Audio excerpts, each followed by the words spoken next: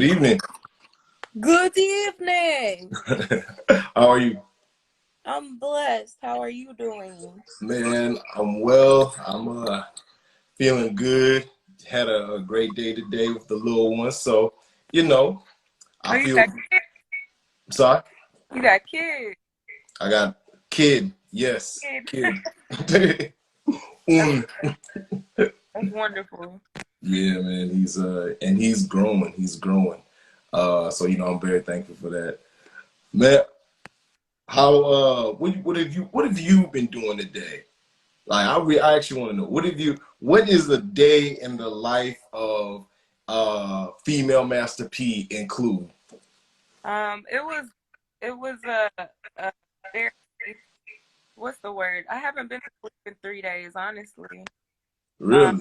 no, I haven't. I literally got probably like a 30-minute nap right before you called. That's why I didn't the interview questions, but it's all good. I'm better on the spot anyway.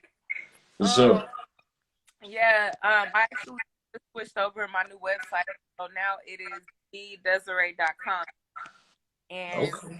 yeah, so I've been, let's see, it's a lot, but just, the behind the scenes stuff, I think, especially now when you're an independent artist, you got to make sure you got the business side covered too. So been really just making sure the business side, the back end side, you know what I'm Oh, saying? Like Fort Knox. yep.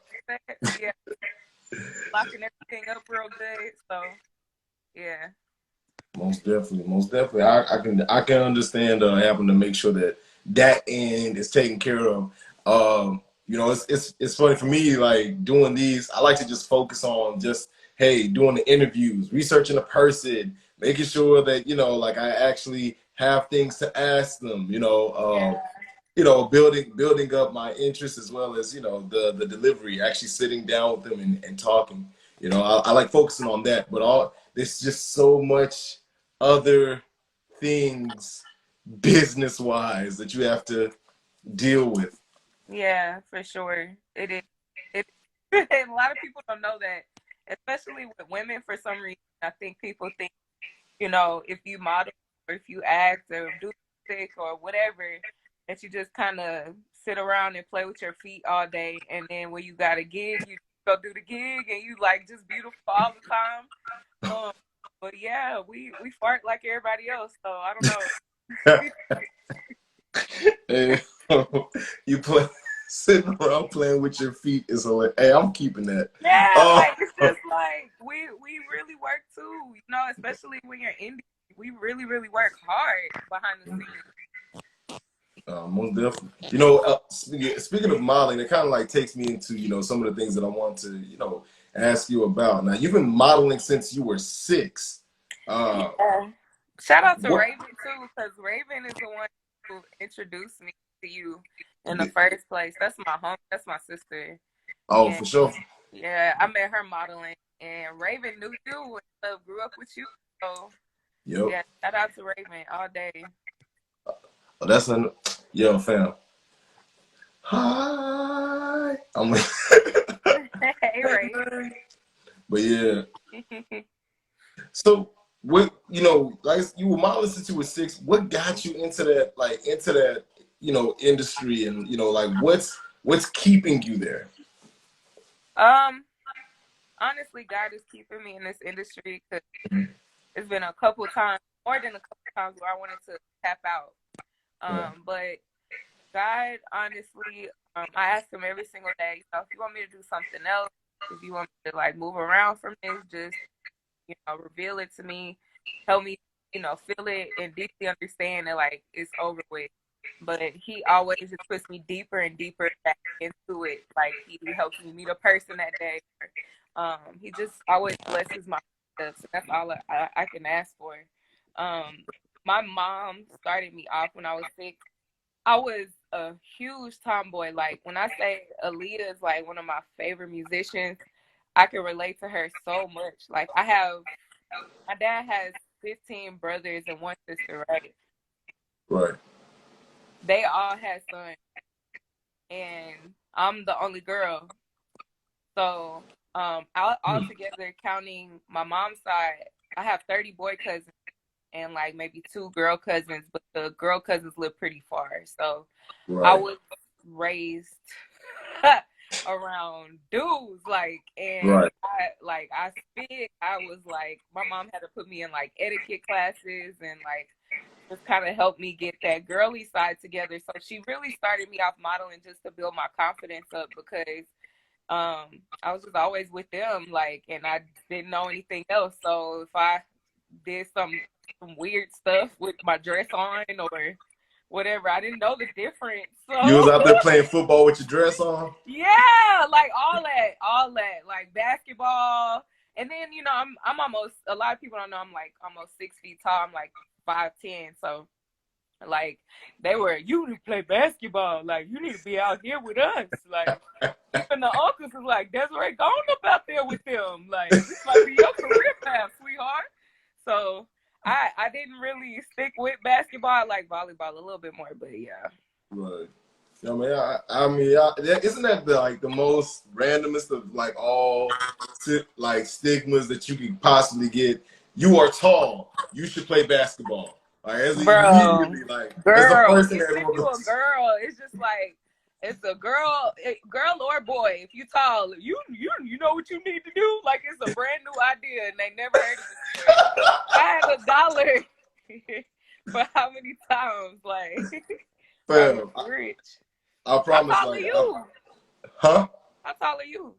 Oh, I'm 5'11", so I'm 5'11" at the end They of the was doing day. that with I'm you six too. feet when I wake up in the morning. Cause you see, gravity over throughout the time of the day makes me, a little bit shorter by the end of the day. So I'll be 5'11" when I go to sleep. When I wake up in the morning, I'm 6 feet tall, and it's a Okay, blessing. hello. Okay, It is period. exactly. So, but it's wild that's a thing for you. You have like so many random factors about yourself that I'm honestly fascinated by, and one of them is that, and I guess this is kind of because you were playing around caskets growing up, right? Your father was a mortician. Very true. Where did you see that at? Man, look, I do my research. So, I literally played with caskets. I did, and dead bodies. I legit, legit. so my I wonder, for you, like, how did that like develop your mindset and your outlook on, just death and the dying, and how come that hasn't, like, how come, like, talk to us about translating that inside of the music that you have. Life is precious. Life is short, and I've always lived my life not wanting to regret um telling someone I care for them or telling someone I'm thinking about them. Granted, you don't want to overdo it. You don't want to ever like, you know, but I think that it's a beauty in balancing that and seeing that growing up. It's a normacy to me. And death is extremely normal to me. I grew up in funeral homes. Like pretty much all my clothes were clothes for funerals. My dad would pick me up from St. Mary's out here in Houston in Third Ward, and take me straight over to Johnson's Funeral Home, which is in Third Ward too. And I would do my homework there, and when I got done, if he couldn't occupy my time, I would go skip off and go try to see which new caskets they had and which one I wanted to get buried in. Um, he would always show me kids that were around my age growing up. And I don't think it was ever to be malicious or mean ever. My dad always has had a extreme respect for the dead, and so do I. But like when I was 4, I think I saw my first dead body when I was like 3 or 4, and he just explained to me. He had me on his hip. I remember because like and I'm a tall motherfucker, so he had me on his hip. I was like 3 or 4. Like I wasn't 5, Cause Mm-hmm. that's when I got long. I started getting legs and they would put me down like, girl, you heavy. But um I remember him tilting me over and going, she's your age, but she's just sleeping. And so he would explain to me like the babies or the dead. I saw like a dead baby maybe when I was like, rest in peace. I don't remember the baby's name, but I was like maybe 6 or 7 when I saw the dead baby. And he is an embalmer, so he specializes in making people look normal, like Right. they are still alive. So my dad, he would get the special cases too a lot of the time. So like for instance, if whoever your loved one or whoever, God forbid, and hopefully not, but you know it happens. But if someone gets shot in the face, Right. my dad would get called to make that person look normal. So he's an artist himself. And he would, sculpt that person's jaw back. He will create the teeth, put them back in, paint them. It's all a construct to it. That's why I really like that movie. Outkast did. It's like one of my favorite movies. It's called Idlewild. Yeah. And Andre 3000 got to, embalm his father. And I helped bury my grandmother too. I really like wanted to put her jewelry on her, do her makeup and stuff. I held her hand. Like none of that stuff really bothers me. I think if you live your life to its entirety and to its fullest, and you just want, at the end of the day, I want to make sure that God, when I get to heaven, says well done. And so I just always try to live that way. I'm not perfect, and I was a hard-headed kid like for the longest, but I think I grew up a lot faster. And then always in the back of my head, I'm like, okay, anything can happen literally at any moment. Like this fan can, God forbid, but this fan can like fall down on me right now, and that's it. Like, did I leave something behind? Did I leave behind in my music what I want to say to my family? You know what I'm saying? Did I leave behind anything that means something? Like, did I help some little girl? Did I walk past that homeless person? And you know what I'm saying?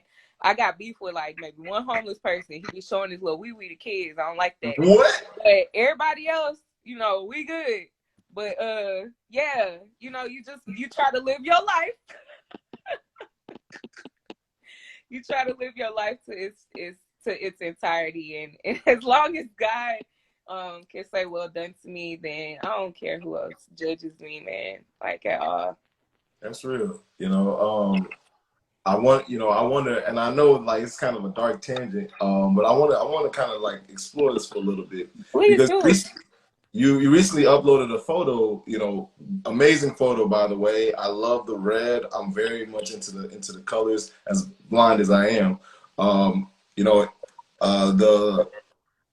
the quote at the bottom was something about dying alone, right? But they wish I would Yeah, die alone, but my life is like a poem. yeah, that's a Nipsey verse. Yeah, My big sister, that's from stuck in my grind. right, And I feel like that every day, man. Like I literally, if you don't know, I go out almost every day when I'm not handling my online side of my business. I will go out on foot and go up to people and tell them, introduce myself, and then at most just explain to them, hey, I have these 2 albums, they're fire, check them out. right. I got them right here. I got the CD versions. Let them I know. also have flash drives too, usually. And you're also streaming on I have, Spotify too. yeah, I'm on all streaming platforms. Yeah, I have 2 albums, The Square's Daughter and Desiree, and then they're on all platforms. But I always say I have my own digital streaming platform through my website. So I would rather that person stream it directly through me. That way I get to keep everything instead of making half a penny from those streaming platforms. So regardless, the person is supporting. Regardless, it's still a way to show a larger company. I won't say a label because I could care less, but like a larger company, what I've done, and just, to pat my own self on the back. Like, okay, you made this amount of sales through your site. You made this amount of sales through Spotify, Amazon Title, all that good stuff. But I've literally found a way to do what I love and be full time for almost 3 years now. So I'm proud of myself, and I don't stay with my mama. You know what I'm saying? I stay with myself. I'm grown, you know, Yeah. and it's Hold on, only hold on, hold on. better. You're not grown unless you buy 4 brand new tires at the same time for your car. Are you Oh grown no, shoot, or I you was doing grown? that when I was like 15, 14, 15. So yeah, Okay. I did Disney Channel when I was in high school. Yeah, And with then Demi Lovato. yeah, and then so my mom has always kind of let me keep my money. She never made me like give it to her or Right. took it from me. She never did that. And um You that's lucky. something I always appreciate. You're very lucky because I know for a fact it's some money that they put away from me that I have never seen, and Yeah. I don't think I will ever see. Yeah, well, I mean, yeah, I appreciated that too, but at the Mhm. same time, I was a kid, so Right. I think if I had mine, I probably would actually keep some and put it in something for sure, like a trust or something for the child. But yeah, I do appreciate it. Like, and my mom was she was in her 20s when she had me, so she learned as she went, and she did the best she could, and she did a damn good job Man. because she was an entrepreneur, and I saw her growing up. I saw her quit her job. I saw how scared she was, how she would get up at 6 in the morning every day, get on her bicycle, her little stationary bike, pull her Bible out, read her Bible, do her routine, stretch, and then she would get her day started. And she just would kind of like literally, that was the first entrepreneur I saw. I saw my dad decide he wanted to quit his job and get a funeral home himself. And I remember going to be the secretary at the funeral home. So I did that when I was 15 too. So people thought, oh, okay, she's so like, I think sometimes people would think in school like I was maybe stuck up, but I just had a lot on my mind, you know what I'm saying? And I kept to myself. Yeah, I did Disney, but I never told anybody that. But at Right. the same time, like, yeah, I was there, but I also was a secretary at a funeral home. No. So I was consoling families. I was hugging women when they were crying about their husband passing away. I was like holding babies' hands or having people's kids in my laps while they went back in the back to make sure that the person was who it was or looked like, you know what I'm saying, whoever cousin, nephew, or whatever out here was gone. And life is just so much bigger than fame. Like it really, really is. And there's plenty of opportunities I've had where I could have been like famous and broke. And I would rather just be okay financially. And the fame I could care less about, honestly. I really, really could care less. I just want to make sure as many people as I can hear my music. That's it. Most definitely. You know, speaking to that, you know, I know you had a deal with Aftermath that you were thinking about getting, but you know, you chose to step away from that. Uh, Hmm. if you could, you know, go into, you know, how making that type of decision, you know, has elevated you in the right direction. You know, setting us, you know, saying I'm gonna go ahead and do what I feel is best for me, and this is the route that I chose. You know. First and foremost, I have to say it is never a bad idea as far as like dealing with Dre or Aftermath or anything like that. But when you go through third parties sometimes to get those big deals, you have to make sure that the paperwork is right. And and a blessing for me, my mother also is trained in contracts. She specializes in legal IT, but she's trained in contracts, and she a little Southern girl from Oak Cliff, Dallas. Like she from like where Erica Badu and all them be at. So Yeah, like she went to Skyline. If you from Dallas, you know, like I'm you from know about Houston, but I resided you in know Dallas about for so many years. Like, yeah. So yeah, like, you know, yeah, like if somebody say Skyline, they like, yeah. hey. But yeah, so yeah, but she works extremely hard. Like that lady got a grind on her, man, and like um I don't know. I'm just saying that to say, like, she would look at my work and my contracts. If they look crazy, she'll read them through really good. She'll redline them, or she'll ask, can we redline them? Sometimes people don't even give you the opportunity to redline contracts. They'll just tell you no, like straight up, no. If you ain't signing it how it is, no. Like Right. my mom is very honest though. She'll be like, sir, you got a misspelling. She can catch like a word spelled wrong just by glancing at a document for like 5 seconds. I've never seen anybody be able to do that, not even lawyers. Like my mom is very smart. She worked at NASA too. A lot of people don't know that, but yeah, she's very, very smart. I'm proud of my mama, man. And yeah, so she will read it and then she'll be like, well, sweetie, like it's up to you what you want to do, but this third party, you gonna be somebody. They gonna know who you are. Your music cold, but like you gonna be famous and broke. Like you ain't gonna have no money. Pretty much. They gonna own the third party would have owned my all my past stuff and my future stuff and my Wow. name. Like I use my birth name. So Yeah. it's something with that I just that is very important to me to keep. I saw what Prince went through, not firsthand, but I just, Right.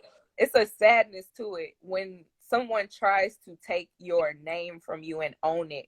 It's a slavery to that, and I would never, never, never give my name away like that. Um, it has to be the right deal, or I'm not signing it. And I've been offered some, but nothing's good enough yet. We'll see. I mean, I feel like more will come. Sincerely speaking, I believe more will come for you.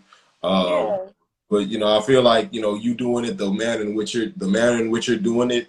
If anything, they're definitely going to respect that business mind because they the do. music is there. Yeah, The mindset is there as well. So they're gonna have to come with it or just fall by the wayside. Sincerely. right.